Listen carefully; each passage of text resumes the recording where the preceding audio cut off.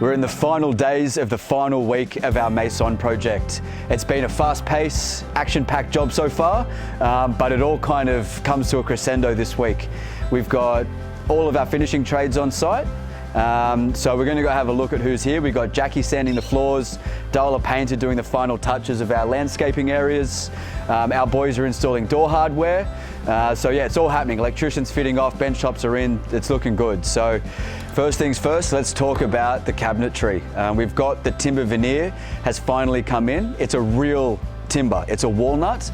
It's got a hint of black in the stain, just to take that reddish brownish undertone of walnut timber out of it. So it gets a really nice look, it blends in with the floors and the bench tops really nicely.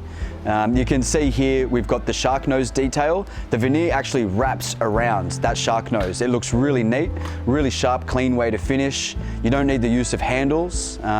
Sometimes handles are beautiful. In this kitchen, they probably would have just cluttered it up. So this shark nose detail is really sharp. Again, the bench top's a natural stone. It's a quartzite material.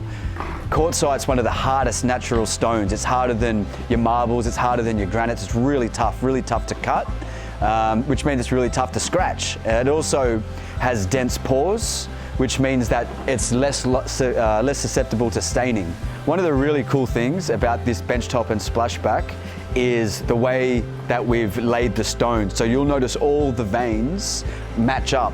So it's literally been cut out of a big block of stone. Everything's folded and then matches up. Looks really neat. And then we've got a seam right through the middle for our 60mm thick shelf that literally floats out of the wall.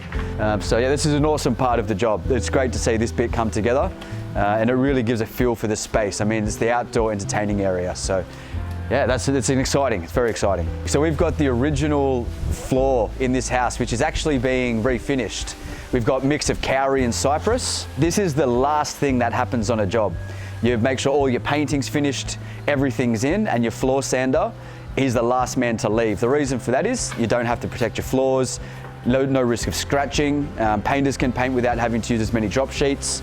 So as we cut back the layers and layers of stain that this floor has had over the last, let's say 100 years, you start to see the natural colors of this timber.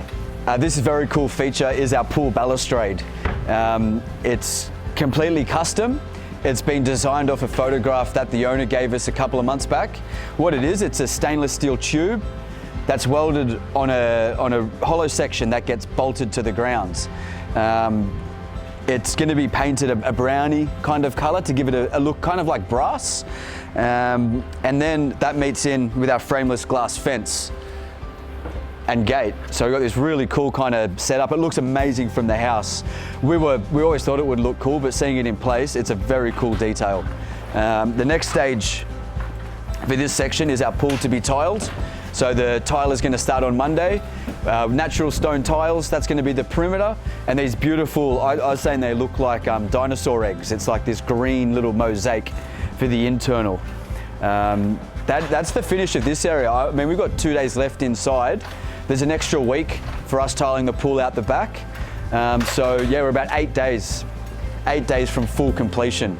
And this backyard's gonna come to life. You can see the James Hardie Axon boards along the back. 2.4 meter high fence. It's gonna be wrapped in a star jasmine, so the creeper vine will grow up, and essentially this is a green wall. A cool little thing we're painting this wall with as well, it's a porter's paint. So you've got your traditional, let's say Dulux paint, they got a weather shield. And then there's a porter's paint, which is, cost-wise, it's about double the price. But when it goes on, it's got this beautiful finish. It's hard to explain. It's a little bit sandy, a little bit satiny. It's kind of got a texture to it. But we've got that going on this back wall and also the barbecue wall. Pretty excited to see how it's going to turn out. I think it's going to add a lot to this space as opposed to your regular weather shield paint. It's going to look pretty cool. So that's what this week's been all about. It's the unveiling of our finished products, tying everything in together, and basically getting ready for our final clean. Final clean's the first thing that happens next week. Thank God it's also the last thing, and we're done. We're on holidays this Christmas, so it's exciting. It's exciting to get the owners to move in. I really hope you guys have enjoyed this project and watching it all come to life.